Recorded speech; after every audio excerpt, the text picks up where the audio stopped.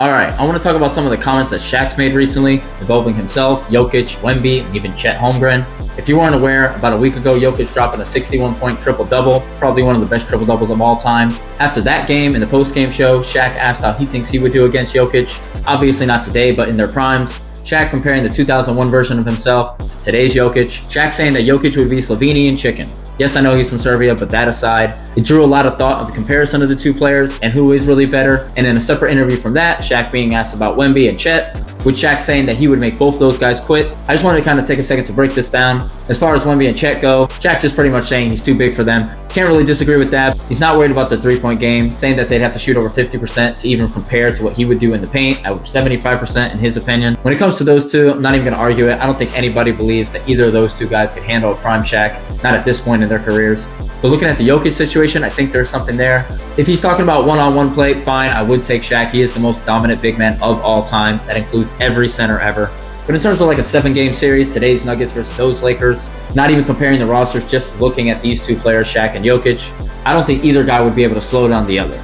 As I mentioned, nobody's stopping prime Shaq in the paint. 2001 Shaq was just coming off an MVP and a Finals MVP. And if you remember, in 2001, the only loss the Lakers took in the entire playoff run was against Philly, one game in the Finals, Allen Iverson. But looking at guys like Jokic who could play in the paint and away from it, the quick comparisons always go to someone like Arvydas Sabonis, not current Sabonis, Portland Trailblazers Sabonis back in the day, another European big that was a great passer. If you look at head-to-head matchups between him and Shaq, Shaq dominated. Yes, Sabonis was kind of aging at that point, but I still think Shaq was just a better player, and the gameplay at that time more suited Shaq's style. Another big guy like Yao, that was always a fun matchup, but Shaq dominated the stats against him.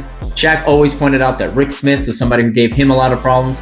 If you don't remember him, he was an Indiana Pacers forward. At the time, Reggie Miller was on the team. Very good, but realistically, nobody's taking Smiths over Shaq. Shaq was obviously the better player. And then you get to Tim Duncan, the best power forward of all time. Never heard anyone argue that. If you look at the head-to-heads between Duncan and Shaq in their career, the Lakers won a few more games overall, but they were even in the playoffs, with Duncan dominating more of the stat lines. And head-to-head matchups over the career, Duncan had more points, assists, rebounds, and steals, with Shaq leading in blocks. But that doesn't mean Shaq wasn't able to get his own either. They both played well. Even in that 2001 playoff series between the Lakers and the Spurs, which the Lakers swept the Spurs, Duncan was still able to put up 40 points, 28 points, do a great job of rebounding, played well overall. And I'm not saying that Jokic and Duncan play the same style. Jokic obviously opting for more threes than Duncan overall, but that's just the style of the game today. Jokic having 3 of the last 4 MVPs could have easily been all 4, and he could easily be the MVP this year again. In terms of them just matching up on the court, I don't think Jokic could defend Shaq. He's not a great defender overall anyway. And Shaq already having experience against guys like Hakeem Olajuwon, who has the best footwork of any big man all time. So I don't think Jokic has the advantage there either. However, Jokic does go to a soft hook, kind of fading from the hoop often, which I don't think Shaq would necessarily just be able to stop. Jokic isn't a high-volume mid-range shooter, but he does a lot of work front-facing from the mid-range, whether it be passing or creating for himself. Jokic is a high IQ player himself. I don't think he would just settle for a bunch of bad threes. He'd make his game work. No part of me thinks that Jokic could stop Shaq at all. However, I do think Jokic would still put up his stats. In a playoff series, if I'm taking one or the other, I'm going to take 0-1 Shaq. He was just the most dominant force of all time, not just as a big man, as an overall player.